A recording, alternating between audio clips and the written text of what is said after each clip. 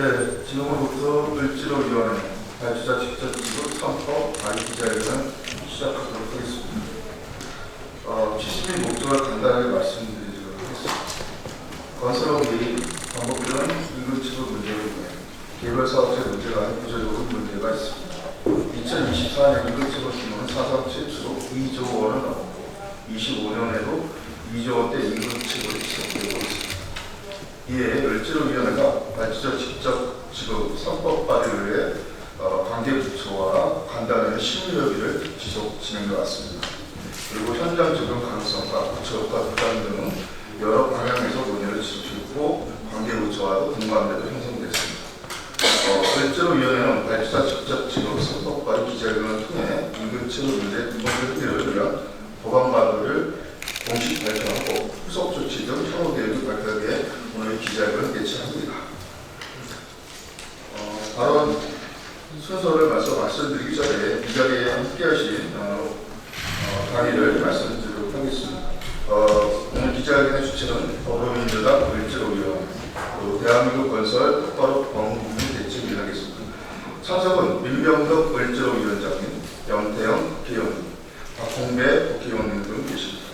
이강은 의원님도 나와 이 자리에 함께하십니다. 단체로는 전체재단, 민주노총 건설노조, 타협평가위원, 한국노총, 한국건설연맹, 타협평가노조, LESG 평가위원을 함께하시는 분들 계십니다. 먼저 민병덕 을지로위원장님의 발언을 듣도록 하겠습니다.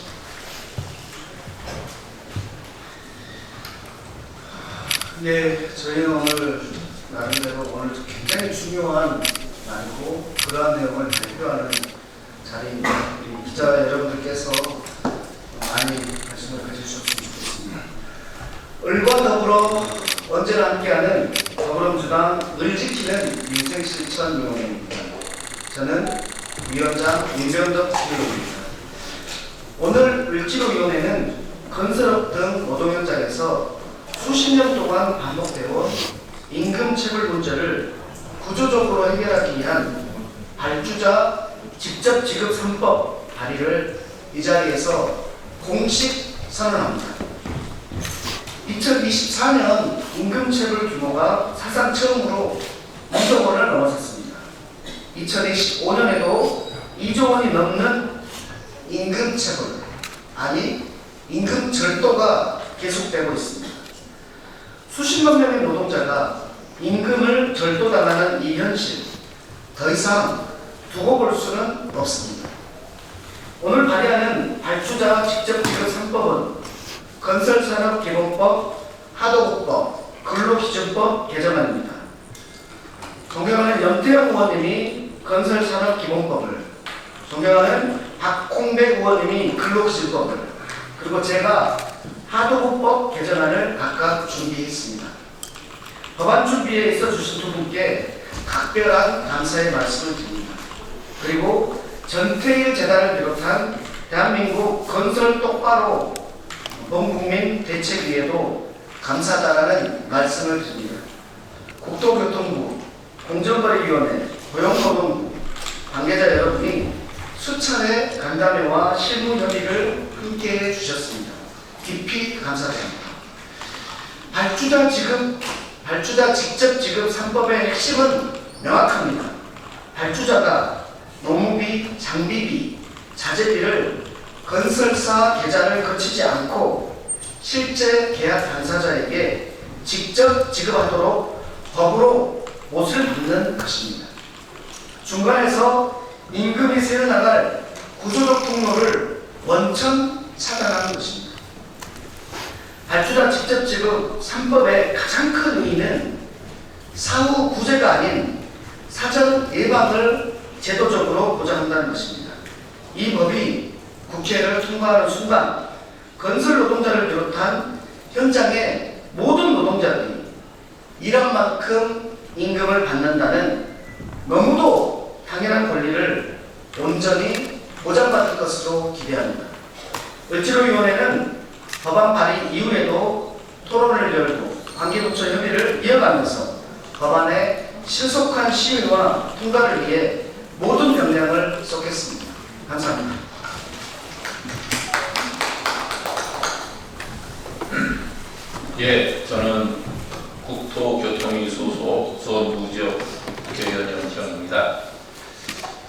작년 10월에 국정감사에서 2021년부터 2025년까지 5년간 조달청이 운영하는 하도급 지킴이 시스템 이 운영 결과를 보니까 약 1조 6천억 채굴이 발생한 바가 있습니다. 그에 비해서 국가철도공단이 운영하는 채굴 2 제로 시스템에서는 그 기간 동안 단 한 건의 채굴도 발생하지 않아서 그 원인을 분석해 보니까 그 비결은 바로 발주자 직접 지급 방식이 실효성 있게 작동했느냐 여부였습니다. 채굴 2 제로 시스템은 시스템상의 특수한 기능을 통해서 직접 지급 방식을 구현했던 반면 하도급 지킴이는 노동자의 계좌를 다른 목적에 사용하지 못하도록 하는 인출 제한 기능이 있음에도 불구하고 실물 계좌에 대한 압류 효과를 막지 못해서 채굴이 발생했던 것입니다. 저는 이러한 시스템 맹점을 지적하고 공공 부분에서 보편적으로 운영되고 있는 전자지급 시스템을 채굴 2 제로 시스템과 같은 방식으로 전환할 것을 강력히 요구했습니다. 그 결과 건설산업기본법 실행규칙 개정을 통해 조달청의 하도급 지킴이를 이용하는 공사에서도 발주자가 입금하는 공사 대금 중에 자재, 장비업자와 노동자들이 갖고 가야 할 돈이 원도급사와 하도급사의 통장에 체류하지 않고 자동으로 이체되도록 하는 시스템 개편을 이뤄냈습니다. 여기에 더해서 오늘 저는 내년 1월 1일을 시행을 목표로 공공에서만 이루어지던 전자지급 시스템의 의무 이용 대상 공사를 공공에서 민간까지 확대해서 발주자 직접 지급제가 민간 공사에도 적용될 수 있도록 하는 내용의 건설산업기본법을 발의하려고 합니다. 이번 개정안이 통과되면 국가철도공단의 건설공사에서 지난 5년간 채굴이 한 번도 발생하지 않았던 것처럼 건설 현장에서 비일비재하게 발생하던 임금 채굴이 획기적으로 이제는 개선될 것으로 믿습니다. 노동자들이 걱정 없이 일하는 세상이 되도록 또 법안이 최종 통과될 때까지 언론인 여러분들의 깊은 관심을 바라면서 그리고 이 일을 성사시키기 위해서 이 앞에 계신 여러분들과 함께 최선을 다할 것을 약속드립니다. 감사합니다.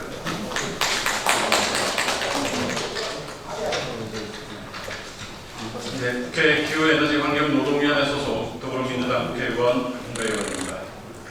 건설업은 다단계 하도급, 재하도급 구조 탓에 중소영세 사업장에서 임금 체불 빈도와 체불 규모가 매우 큽니다. 우리나라 건설업의 국내 총생산 비중은 15.4% 정도에 불과하지만 임금 체불에서 차지하는 비중은 24.4%나 됩니다.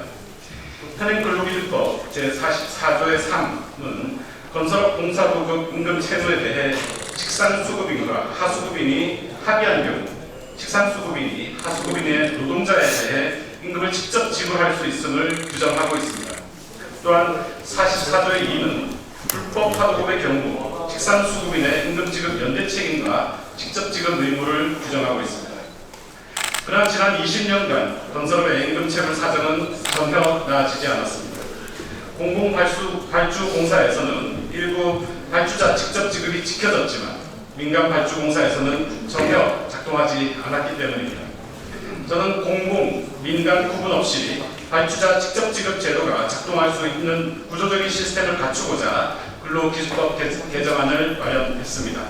44조의 3에 항을 신설해서 도급 금액이 일정 규모 이상인 건설 공사 도급에 대해서는 건설산업기본법 34조 9항에 따른 전자대금 지급 시스템을 이용하게 함으로써 고질적인 임금체불 관행을 원천적으로 차단하도록 하는 내용을 담았습니다. 건설업에서의 고질적인 임금체불 문제는 부실공사를 유발하는 불법 하도급 문제, 후진국형 사고가 끊이지 않는 산업안전 문제와 더불어 건설 현장에서 반드시 건절되어야 할 병폐 중 하나입니다. 더불어민주당은 일하다 죽지 않는 건설 현장, 일하고도 임금을 받지 못하는 억울한 일이 없는 건설 산업을 만들기 위해 책임을 다하겠습니다. 감사합니다.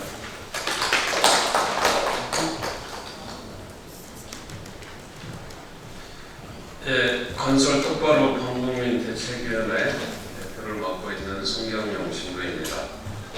먼저 저는 오늘 이 자리에서 특별한 감사를 표하고 싶습니다. 우리 염태영 의원님, 민병덕 의원님, 박홍배 의원님, 또 이광희 의원님 정말 끈질기게 이 문제를 붙들고 이 문제를 해결하기 위해서 지난 몇 달 동안 정말 정성을 다해 주셨습니다. 진심으로 감사드립니다. 이건 참으로 역사적인 순간이고 역사적인 법안이라고 생각합니다. 일을 시킨 사람이 임금을 줘야 된다. 일한 만큼 줘야 된다. 이건 너무나 상식적인 이야기입니다.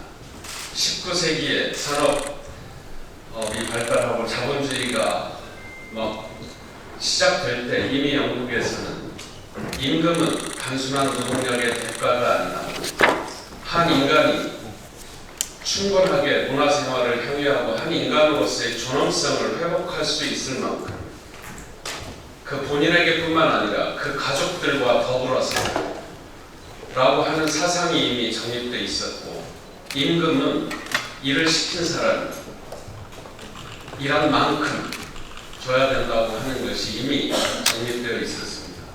근 200년이 넘어서 그런 당연한 상식이 이제 우리 사회에도 법과 제도로 만들어졌습니다. 성경에도 임금을 주지 않는 것은 큰 죄라고 이야기했습니다. 심지어는 임금은 당일 해가 지기 전에 지불해야 한다고 성경에도 있습니다. 그래야 그 가족들이 온전히 일용할 양식을 얻을 수 있고 내일을 기약할 수 있기 때문입니다.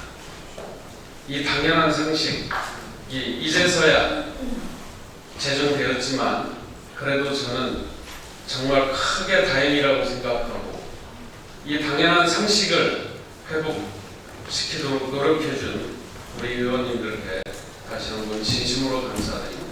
우리 노동자들이 얼마나 좋았으면 감동에 겨워서 만세를 불렀습니다.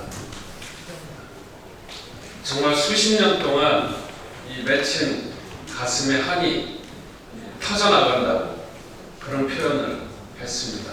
정말 울먹이면서 너무나 감동해서 만세가 저절로 나온다는 그런 노동자들의 이야기가 널리 알려졌으면 좋겠습니다.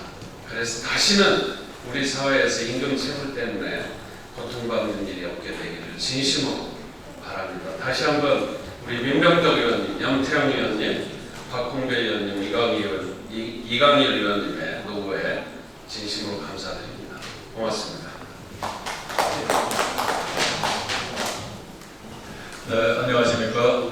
대한민국 건설 똑바로 공동민대책위원회 공동대표이자 경태일재단 이사장을 맡고 있는 박승욱입니다. 오늘 우리는 건설 현장의 구조적인 임금 체불을 근본적으로 차단하기 위한 발주자 직접 지급 3법 발의를 국민 앞에 영광스럽게 보고드립니다. 건설 똑바로 공동민대책위원회는 을지로위원회를 이끌고 계시는 민병덕 의원님과 함께 수많은 시간을 함께 논의하고 법안 공부를 위해서 실력껏 임했습니다. 임금이 중간에 사라지지 않도록 발주자가 건설사의 계좌를 거치지 않고 계약 당사자가 지급하는 구조로 바꾸는데 해방 이후 80년의 세월이 걸렸습니다. 지금 건설 현장은 심각한 위기에 놓여 있습니다. 임금체불 규모는 2년 연속 2조 원을 넘어섰습니다. 이것은 개인의 문제가 결코 아닙니다. 다단계 불법 파동 구조 속에서 반복되는 구조적 문제였습니다. 그러나 해법은 이미 검증되었습니다.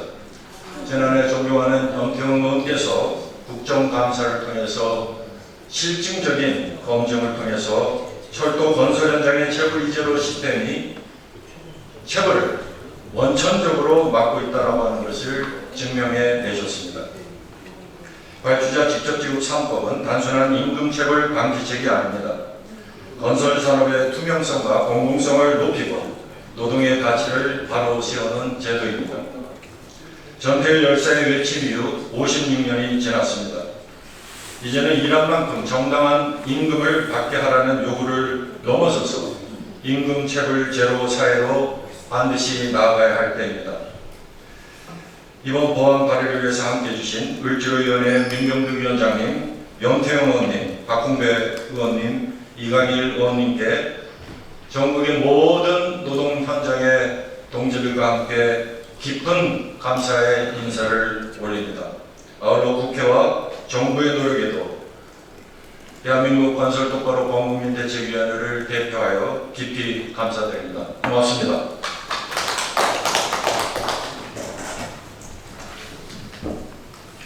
네, 건설 똑바로 범국민 대책 공동대표이며 민주노총 건설노조 부위원장 최경주입니다. 이제서야 건설 노동자들이 발을 뻗고 편안하게 잠을 있을 수 있는 시간이 다가온 것 같습니다. 체불의 고통을 누구보다 깊이 이해하시고 늘 노동 현장의 아픔에 공감해 주시는 을지로위원회 위원장 민병덕 의원님, 현장에서 건설 노동자 한 분 한 분을 세심하게 살펴주시는 연태영 의원님, 그리고 언제나 노동자 편에 굳건히 서 계시는 박홍배 의원님, 이강일 의원님, 발주자 직접지급 3법을 발의해 주신 의원님들께 감사의 말씀을 드립니다. 또한 평생을 약자의 편에서 헌신해 오신 송병영 신부님, 건설 노동자보다 더 앞장서서 함께해 주신 박승욱 전태일재단 이사장님, 그리고 10년이 넘는 시간 동안 건설 현장의 체불을 없애기 위해 불철주야 뛰어다니신 오이택 총장님, 아울러 발주자 직접 지급제도 마련을 위해 함께 힘써주신 모든 분들께 이병만 건설 노동자를 대표하여 깊은 존경과 감사의 마음을 전합니다.